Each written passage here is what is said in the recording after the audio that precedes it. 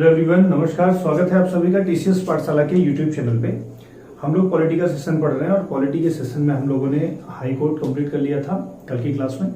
ठीक है, अब उसके बाद लोअर कोर्ट के बारे में, हाई कोर्ट और सुप्रीम कोर्ट का एक कंपैरिजन हम आपको एक वीडियो में दे देंगे, जिससे आपका हाई कोर्ट, लोअर कोर्ट और जो सुप्रीम कोर्ट है उसके बीच का जो कंपैरिजन होगा, क्योंकि लोअर कोर्ट में बहुत ज्यादा चीजें पढ़नी नहीं है। ठीक है, एग्जाम पॉइंट ऑफ व्यू से, बाकी तो बहुत सारी चीजें एक्सप्लेन करने लायक हैं उसमें। ठीक है, लेकिन मैं एक कंपैरिजन का वीडियो ला दूंगा जिसमें तीनों कोर्ट आपके एकदम क्लियर हो जाएंगे। ठीक है ना। अब हम लोग आज उसी कोर्ट पढ़ रहे हैं, तो कोर्ट के बारे में हम अथॉरिटीज के बारे में पढ़ रहे हैं। तो बहुत सारी ऐसी अथॉरिटीज होती हैं, जैसे आप ह्यूमन राइट्स जानते हैं, सीवीसी के बारे में जानते हैं, विजिलेंस कमीशन के बारे में जानते हैं, आरटीआई के बारे में जानते हैं, सीएजी के बारे में जानते हैं। तो इन सब छोटे छोटे कुछ जो निकाय हैं जिनका प्रयोग आपके संविधान में है, इनसे जुड़ी बातें हम आपको बताते हैं। तो आज हम लोग लेक्चर में जिस चीज को पढ़ने वाले हैं वो है सीएजी। ठीक है, जिसे आप बोलते हैं controller and auditor general. Controller और ऑडिटर जनरल का मतलब है भारत का नियंत्रक महालेखा परीक्षक। तो आज का लेक्चर हम लोग इसी पॉइंट पे पूरा कंप्लीट करेंगे। एक छोटे से वीडियो में एक पूरे टॉपिक को कंप्लीट कर देंगे। ठीक है, आपके लिए पढ़ने में भी आसान होगा और साथ ही साथ आपकी परीक्षा के लिए भी फायदेमंद होगा। एक रिक्वेस्ट है आप सभी से, ठीक है, जो मैं यूजुअली लगभग हर वीडियो में कहता हूं कि आपको बस एक काम करना है हमारे लिए। ठीक है, हम आपके लिए लगातार मेहनत तो कर ही रहे हैं, लगातार यहाँ से वीडियोस आपके लिए भेज रहे हैं, अपलोड कर रहे हैं। आपको क्या करना है, आपको इस वीडियो को अपने दोस्तों में, अपने जितने भी फ्रेंड सर्कल है, जो भी पढ़ने वाले हैं, जो कंपटीशन की तैयारी कर रहे हैं, उनके पास शेयर करना है, ताकि वो भी इस वीडियो से जुड़ पाए और हमारे चैनल से जुड़ करके उनका भी बेनिफिट हो। हम लोग का ये जो प्रयास है वो सार्थकता की ओर जाए। तो सब लोग शेयर कर दिया करिए। ठीक है, और लाइक जरूर कर दिया करिए। ठीक है, अपने कमेंट के माध्यम से व्यूज अपने बता दिया करिए। अच्छा खराब दोनों बता दिया करिए। अगर कुछ चीजें खराब हैं तो उसको भी बताया करिए, अच्छी हैं तो जरूर अप्रिशिएट किया करिए। इससे क्या होता है कि जो टीचर आपके लिए मेहनत कर रहा होता है उसे और थोड़ा सा प्रोत्साहन मिलता है और वो लगातार मेहनत करता रहता है। ठीक है, तो जैसे मैथ्स वाले सर पढ़ाते हैं, रेगुलर उनकी क्लासेस जारी है, 9 बजे रोज सुबह मैथ्स की क्लास होती है। आप सारे लोग एकदम मिस मत किया करिए। ठीक है, मैथ्स की क्लास वहां पे पढ़ा करिए। हम लोग दिन भर में अब जल्दी ही कुछ क्या कहते हैं, करंट जो बर्निंग इश्यूज हैं उसके भी टॉपिक हम आपके लिए ले आने वाले हैं। लाते ही रहते हैं, लेकिन एक रेगुलर रूटीन पे ले आएंगे। पॉलिटी की लगातार क्लास चल रही है। ठीक है, तो इस तरह से 2 क्लासेस अभी रेगुलर है। इंग्लिश की क्लास कुछ कारण से नहीं चल रही, बट जल्दी ही प्लान करता हूं कि वो भी चीजें मैनेज हो जाए। तो हम आपके लिए मेहनत कर रहे हैं, आप इतना सपोर्ट कोचिंग का और अपने चैनल का जरूर किया करिए। ठीक है, चलिए आज के टॉपिक को स्टार्ट करते हैं। आज का टॉपिक है सीएजी, मतलब जिसे आप बोलते हैं भारत का नियंत्रक महालेखा परीक्षक। ठीक है, controller and auditor general of India.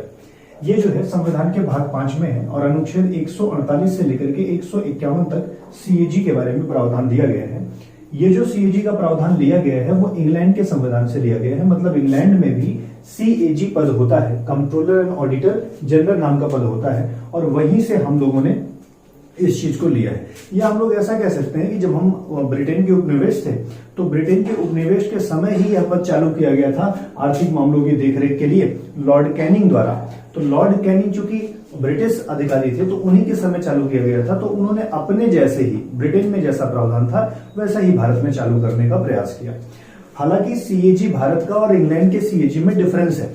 ठीक है, जो सीएजी हमारे यहाँ जितना उसको अधिकार है, ब्रिटेन के पास जो सीएजी ब्रिटेन का है उसके पास भारत से ज्यादा अधिकार है। ठीक है, लेकिन क्या डिफरेंसेस है इस पे हम लोग चर्चा करते हैं।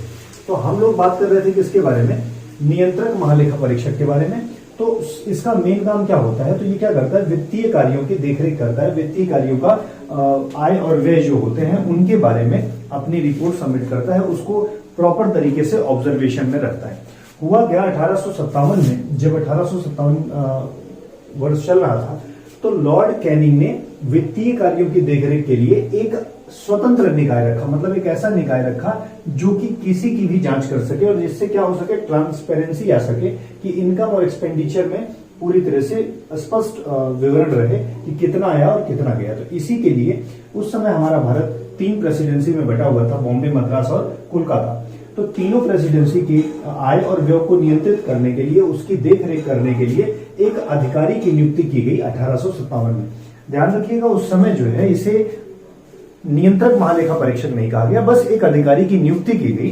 ठीक है, उसके बाद जब हम स्वतंत्र हुए तो हमने इसी अधिकारी को, जो लॉर्ड कैनिंग ने नियुक्त किया था आय व्यय के विवरण के लिए, इसी को हम लोगों ने नाम दे दिया। जैसे ब्रिटेन के संविधान में एक संवैधानिक अधिकारी कैग होता था, वैसे ही हमने इसको सीएजी कहा। सीएजी का मतलब कंट्रोलर एंड ऑडिटर जनरल। इस नाम को ध्यान से पढ़िए। कंट्रोलर को आप कंट्रोल से समझ सकते हैं, ऑडिट को आप ऑडिट से समझ सकते हैं। तो कंट्रोलर बराबर कंट्रोल, ऑडिटर का मतलब ऑडिट करना। तो एक ऐसा व्यक्ति जो क्या करता है, कंट्रोल भी करता है, ऑडिट भी करता है। तो हालांकि अब हमारे यहाँ जो कैग होता है उसके पास कंट्रोल की पावर हटा दी गई है 42वें संविधान संशोधन द्वारा संशोधन करके। उसके जो लेखांकन का, ठीक है, जो नियंत्रक का मामला था, जो अकाउंटिंग का मामला था, उसे हटा दिया गया। अब हमारे यहाँ का जो जनरल है, कैग है, उसके पास एक ही सबसे बड़ी ड्यूटी बच रखी है, और वो कौन सी है, ऑडिट करने की। कंट्रोल करने की पावर उसके पास नहीं है। मैं अभी बोल रहा था ना कि ब्रिटेन का जो सीएजी है उसके पास कंट्रोल करने का भी पावर है बजट को, और कितना किसको दिया जाएगा, किसको नहीं दिया जाएगा। लेकिन हमारे भारत में सीएजी के पास कंट्रोल करने का पावर नहीं रह गया है, इसे समाप्त कर दिया गया। और हमारे यहाँ का जो नियंत्रक महालेखा परीक्षक है वो सच में केवल महालेखा परीक्षक तो है, लेकिन वह नियंत्रक नहीं है। ठीक है, तो यह एक संवैधानिक पद है। मैंने आपको कई बार बताया, संवैधानिक पद हर वो पद होता है जिसका संविधान में उल्लेख होता है। और मैंने कहा संविधान में 148 से लेकर के 151 तक इसका उल्लेख किया गया है, इसलिए यह संवैधानिक पद होगा। ठीक है, तो संवैधानिक पद है। इसका जो वेतन होता है, मैंने आपसे कल वाली क्लास में भी बताया था, और नहीं है तो आप अभी जान लीजिए कि वेतन हमेशा संचित निधि से ही दिए जाते हैं। या तो संचित निधि पर भारित होता है, या तो संचित निधि से भारित होता है। कोई भी पैसा जब कभी भी किसी को पेमेंट के रूप में दिया जाता है तो वो संचित निधि से ही दिया जाता है। उसी प्रकार से इसका जो कैग का जो वेतन है वो भी कहां से दिया जाता है, संचित निधि पर से दिया जाता है। ध्यान रखिएगा, ये संचित निधि से भारित नहीं है बल्कि संचित निधि पर भारित है। जैसे सर्वोच्च न्यायालय के न्यायाधीशों का वेतन होता है, या उच्च न्यायालय के न्यायाधीशों का वेतन होता है, राष्ट्रपति का वेतन होता है, ऐसे बहुत सारे वेतन हैं जिन्हें पर भारित किया गया है। मतलब इसमें संसद के बार बार अनुमति की आवश्यकता नहीं होती है। ठीक है, और ये ऑटोमेटिक संचित निधि से कहां चला जाता है, टाइम पर वो चला जाता है उस अधिकारी के पास। ऐसा इसलिए किया जाता है ताकि उनका वेतन ना रुके और वो करप्ट ना हो। ठीक है, 148 अनुच्छेद जो है वो इस बात का प्रावधान करता है कि भारत का एक कैग होगा, भारत का एक सीएजी होगा, जिसकी नियुक्ति राष्ट्रपति द्वारा की जाएगी। तो ये इंपॉर्टेंट पॉइंट है, याद रखिएगा कि नियुक्ति कौन करता है, तो नियुक्ति राष्ट्रपति करता है। वेतन कौन निर्धारित करता है, तो वेतन संसद निर्धारित करती है। कहां से वेतन जाता है, तो संचित निधि से वेतन जाता है। और संचित निधि से भारित होता है या पर भारित होता है, तो पर भारित होता है। संचित निधि पर भारित वेतन कौन से होते हैं, तो ऐसे वेतन जिन्हें बार बार संसद की अनुमति की आवश्यकता नहीं होती, उन्हें हम लोग बोलते हैं संचित निधि पर भारित वेतन। ठीक है, क्यों ऐसा किया जाता है मैंने बताया। आपने सुना होगा अध्यापकों का वेतन 5-5, 6-6 महीने बाद रुक जाता है। अब बेचारे अध्यापक का वेतन नहीं है दोगे तो वो कहां से भ्रष्टाचार कर लेंगे ज्यादा। ठीक है, लेकिन अगर मान लीजिए संवैधानिक जो पद हैं, बड़े अधिकारों वाले जो पद हैं, अगर उनको वेतन नहीं मिल रहा है, पता चले कि उनके पास पेट्रोल भराने का पैसा नहीं रह गया, तो पेट्रोल भराने का पैसा नहीं रह गया तो फिर वो पेट्रोल भराने जाएंगे और उधार करेंगे। और अगर उधार करेंगे तो पेट्रोल का पंप का मालिक उन्हें तुरंत उधार दे देगा, क्योंकि उनको पता है आज नहीं तो कल ये काम आ जाएगा। और अगर एक बार आपने ऐसा करा हुआ है तो फिर जब उसका कभी काम पड़ेगा तो वो आपके पास आएगा और आपको उसका काम करना पड़ेगा।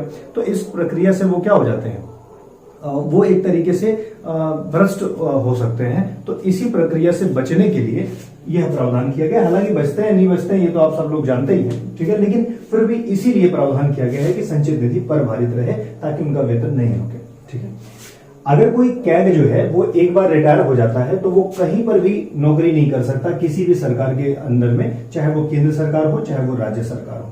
ठीक है, तो संचित वो जो कैग होता है एक बार रिटायरमेंट के बाद क्या कहीं नौकरी कर सकता है, बिल्कुल नहीं कर सकता। ठीक है, और ये जो नियंत्रक महालेखा परीक्षक है, मैंने कहा कि नियंत्रक का मामला हटा दिया गया। अब केवल कैसा बचा हुआ है, 42वें संविधान संशोधन में 1976 में लेखांकन का दायित्व हटा दिया गया। अब केवल और केवल महालेखा परीक्षक रह गया है, वो ऑडिटर रह गया है, वह अब कंट्रोलर नहीं है।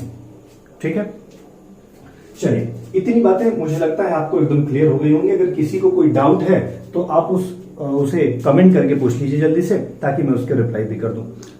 तो अगर किसी को ऐसा लगता है कोई डाउट है, कुछ भी पूछना है, तो आप कमेंट कर दीजिए। ठीक है, मैं उसका जवाब आपको दे देता हूं, फिर हम लोग आगे बढ़ जाते हैं। और अगर क्लियर है तो जल्दी से इनबॉक्स में बता दीजिए, आप मतलब कमेंट बॉक्स में बता दीजिए कि क्लियर है, ठीक है, तो हम लोग आगे बढ़ जाते हैं। जल्दी से बताइए भाई, सारे के सारे लोग क्लियर है? इतनी बातें आपने जो समझाई मैंने है, ये सारे के सारे क्लियर है कि नहीं? नियंत्रक माध्यिका पद किस अनुच्छेद में है? संवैधानिक पद है, कब चालू हुआ, वेतन कहां से जाता है, कैग का नियुक्ति होगा किस अनुच्छेद में है, प्रावधान कौन नियुक्ति करता है, राष्ट्रपति करेगा, ठीक है। और एक बात यहाँ पे देखो मिस हो रही कि आप कमेंट में बताइए आपको समझ में आया कि नहीं है। ये जो इसको वेतन मिलता है ना, वो किसके बराबर मिलता है? सुप्रीम कोर्ट के जज के बराबर मिलता है, ठीक है। अब सुप्रीम कोर्ट का जज देखो, एक तो सुप्रीम कोर्ट के मुख्य न्यायाधीश होते थे, सीजीआई होते थे, जिनको हम लोग क्या कहते हैं, कितने 2,80,000 रुपए वेतन दे रहे थे 2018 के संशोधन के बाद, और अन्य न्यायाधीशों को 2,05,000 मिलते, 50,000 मिलते थे। तो वैसे ही जो कैग का वेतन है वो अन्य न्यायाधीशों के बराबर होता है। अगर आपको थोड़ी सी बातें याद हो, आपने लेक्चर देखा होगा पुराना वाला, तो हमने कल भी आपसे चर्चा किया था कि जो सीएजी का वो होता है, शपथ होता है, और जो सर्वोच्च न्यायालय के न्यायाधीशों की शपथ होती है वो लगभग बराबर होती है। उन्हीं के बराबर के पद वरीयता में भी माने जाते हैं और वेतन भी उन्हीं के बराबर मिलता है। ठीक है, समझ में आ गया ना सारे के सारे लोगों को? चलिए अब हम आगे बढ़ते हैं। कार्य क्या होता है, सीएजी का काम क्या होता है, इसका वर्णन 149 अनुच्छेद में है। Not very important, but at least आपको ध्यान रखना है, ठीक है।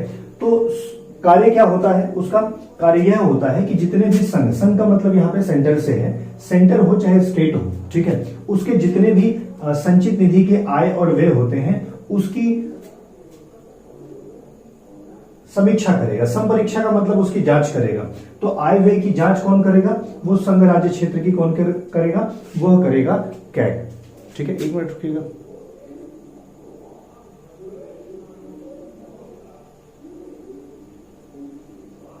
ठीक है, कैग उसकी जांच करेगा। दूसरी बात, जो आकस्मिक निधि होती है, आप मुझे बताइए संचित निधि संविधान के किस अनुच्छेद में दिया गया है और आकस्मिक निधि संविधान के किस अनुच्छेद में दिया गया है? मैंने आपको अपने लेक्चर्स में बताया है। अगर आप नए जुड़े हैं तो आप पुराने लेक्चर्स को जाकर के देख लीजिए, ठीक है, ताकि कंटिन्यूटी बनी रहे, आपको प्रत्येक चीजें समझ में। हम लोग पूरा का पूरा कोर्स यहाँ पे कंप्लीट करेंगे, ठीक है। तो चैनल पे जुड़ जाइए ताकि आपको जब भी क्लासेस हो आपको मिलती रहे, ठीक है। आप मुझे कमेंट करके बताइए संचित निधि किस अनुच्छेद में है, आकस्मिक निधि किस अनुच्छेद में है। एक और बात बताइएगा कि आकस्मिक निधि से धन निकालने का प्रावधान किसकी अनुमति से हो सकता है और ये संचित निधि से धन किसकी अनुमति से निकल सकता है? ये चारों प्रश्नों के जवाब आप मुझे दीजिए। अगर आपको नहीं आता वीडियो को रोकिए, नेट पे सर्च करिए और ढूंढ करके जरूर जवाब दीजिएगा, ठीक है, ताकि मुझे भी पता लगे कि आप इसमें इंटरेस्ट ले रहे हैं, आप पढ़ रहे हैं, आपको आप रिवीजन भी कर रहे हैं, ठीक है। तीसरा काम है कि जितने भी विभाग होते हैं, जो भी मंत्रालय है, किसी भी मंत्रालय की जांच कौन कर सकता है? वो सीएजी कर सकता है। सरकारी कंपनियों की भी जांच कौन कर सकता है? सीएजी कर सकता है। यहां तक कि वो प्राइवेट कंपनियों की भी जांच कर सकता है। लेकिन अब प्राइवेट कंपनियों की जांच सीएजी के लिए एक बड़ी बात हो जाएगी, तो सीएजी व्यक्तियों को नियुक्त कर देता है, वो लोग उसकी जांच कर लेते हैं, अकाउंटेंट्स जांच कर लेते हैं, ठीक है। सीएजी चाहे तो जांच कर सकता है, बट टेक्निकली वो बहुत करता नहीं है सारी कंपनियों की, उसके लिए प्राइवेट अकाउंटेंट्स होते हैं, वो लोग अपने जांच कर लेते हैं, ठीक है। हालांकि सीएजी जो है वो राज्य सरकार, केंद्र सरकार और जितनी भी सरकारी कंपनी होती है, जितने मंत्रालय होते हैं, उनकी जांच किसी भी समय कर सकता है। और जांच करके करता क्या है, वो इस बात की पुष्टि करता है कि जो भी पैसा खर्चा हुआ है वो विधि सम्मत है कि नहीं है। इसका मतलब वह कानूनी है कि नहीं है, वो जरूरी था कि नहीं था, कहीं ऐसा तो नहीं हुआ कि धन का अपव्यय हो गया, धन को वेस्ट कर दिया गया। तो इसी बात की वह जांच करता है कि जो भी एक्सपेंडिचर है क्या वो लीगल है कि नहीं है, क्या वो जरूरी है कि नहीं है। अब इतने सारी जो रिस्पॉन्सिबिलिटी निभाता है सीएजी कि जनता का जो पैसा है वो खराब ना हो पाए, ठीक है। इसीलिए सीएजी को गार्जियन कहा जाता है पब्लिक पर्स का। पब्लिक के धन का, जनता के धन का गार्जियन किसको कहा जाता है? तो आप याद रखिएगा सीएजी को कहा जाता है, कैग, क्योंकि वह इस बात का नियंत्रण रखता है, देखता है, जांच करता है कि कहीं पैसे का दुरुपयोग तो नहीं हो गया, ठीक है। अब ये जो ऑडिट करेगा, जो जांच करेगा, तो उसकी रिपोर्ट होती होगी, उस रिपोर्ट को ये कहां सबमिट करता है? इससे प्रश्न बनता है। तो जितनी भी रिपोर्ट होती है, संघ का जितना भी रिपोर्ट होता है, ठीक है, वह राष्ट्रपति को सबमिट करेगा, ठीक है। और राज्यों का जो रिपोर्ट होगा वो किसको सबमिट करेगा, वो राज्यपाल को सबमिट करेगा। इससे ये पता लगता है कि संघ एवं राज्य का दोनों का एक ही व्यक्ति है जो नियंत्रक महालेखा परीक्षक है। ऐसा नहीं कि राज्यों के लिए अलग नियंत्रक महालेखा परीक्षक होता है। जो सीएजी जिसका नियुक्ति 148 अनुच्छेद के तहत होती है राष्ट्रपति द्वारा, वह राज्य की भी जांच करता है और केंद्र की भी एक्सपेंडिचर और क्या कहते हैं इनकम की जांच करता है। और राज्य का वो जो रिपोर्ट होगा वो राज्यपाल को सौंपेगा और राष्ट्रपति का रिपोर्ट किसको सौंपेगा, जो केंद्र की रिपोर्ट होगी उसे राष्ट्रपति को सौंपेगा। अब ये राष्ट्रपति अथवा राज्यपाल क्या करेंगे, उस रिपोर्ट को लोक लेखा समिति को दे देंगे। राज्य की लोक लेखा समिति राज्य वाली रिपोर्ट की जांच करेगा और जो केंद्र की लोक लेखा समिति है, पब्लिक अकाउंट कमेटी है, उसकी जांच कौन करेगा, वह केंद्र करेगा। राज्य वाली की राज्य की लोक लेखा समिति और केंद्र की रिपोर्ट की केंद्र की लोक लेखा समिति। अब यहां से एक प्रश्न मुझे आपको बताना है, मैंने पढ़ाया था पिछले वीडियोस में। ये जो लोक लेखा समिति जिसकी मैं चर्चा कर रहा हूं, ठीक है, इसमें कितने सदस्य होते हैं और वो सदस्य कहां कहां से लिए जाते हैं, मतलब वो राज्यसभा से लिए जाते हो तो कितने और लोकसभा से लिए जाते हो तो कितने, क्या वो सारे लोकसभा के होते हैं, क्या वो सारे राज्यसभा के होते हैं। तो आप सर्च करिए पब्लिक अकाउंट कमेटी, ठीक है, और उसमें कितने मेंबर होते हैं वो आप कमेंट बॉक्स में मुझे बताइए और कहां से होते हैं, ठीक है। तो ये जो संघ का रिपोर्ट राष्ट्रपति को देगा, राज्य का रिपोर्ट राज्यपाल को देगा, ये किस अनुच्छेद में है, ये अनुच्छेद 151 में है। और ये लोग रिपोर्ट किसको, फिर इस रिपोर्ट की जांच कौन करेगा, तो पब्लिक अकाउंट कमेटी या लोक लेखा समिति इसकी जांच करेगी। पूरे साल का कुल आय कितना हुआ, इसकी फाइनल रिपोर्ट कौन देता है, सीएजी ही देता है। शुद्ध आय की गणना कौन करता है, सीएजी ही करता है, ठीक है। रिपोर्ट जो होगा वो लोक लेखा समिति प्रस्तुत होगा, मैंने आपको बता ही दिया। इसी लोक लेखा समिति जो है ना, इसी को रिपोर्ट देता है तो उसको आसानी हो जाती है कि कितना पैसा आया कितना पैसा गया। तो इसीलिए जो हमारा सीएजी है उसको लोक लेखा समिति का मित्र और मार्गदर्शक कहते हैं, फ्रेंड एंड गाइडर बोलते हैं, ठीक है। तो किसको लोक लेखा समिति का मित्र और मार्गदर्शक कहा जाता है, वह किसको कहा जाता है, वह सीएजी को कहा जाता है। सीएजी किस अनुच्छेद में है, 148 में है। कहां से कहां तक है, 148 से 151 है। किस देश के पैटर्न पर है, इंग्लैंड देश के पैटर्न पर है, ठीक है। कहां से वेतन जाता है, संचित निधि से जाता है, पर भारित होता है। जितने भी फैक्ट थे सीएजी से रिलेटेड, ठीक है, वो सब मैंने आपसे डिस्कस कर दिए। आई होप आपको ये वीडियो अच्छा लग रहा होगा। आपको 15 से 20 मिनट की वीडियो में पूरा का पूरा चैप्टर एकदम क्लियर हो गया होगा। कैट का कोई भी क्वेश्चन आपसे पूछा जाएगा तो आप आसानी से कर लेंगे, ठीक है। अगर आपको ये वीडियो अच्छा लग रहा है, कंटेंट अच्छे लग रहे हैं, अगर ये बताने का मेथड और हम लोग का प्रयास आपको अच्छा लग रहा है, तो आप एक काम कर सकते हैं कि इस वीडियो को जितना शेयर कर सके उतना शेयर करें लोगों को, और हमको कमेंट बॉक्स में जरूर बताएं कि आपको ये वीडियो कैसा लगा, ठीक है। लाइक करते रहें, शेयर करते रहें, सब्सक्राइब कर लें चैनल अगर आप नए हो आज चैनल में तो, ठीक है। Thank you very much. हम लोग कल की क्लास में मिलेंगे।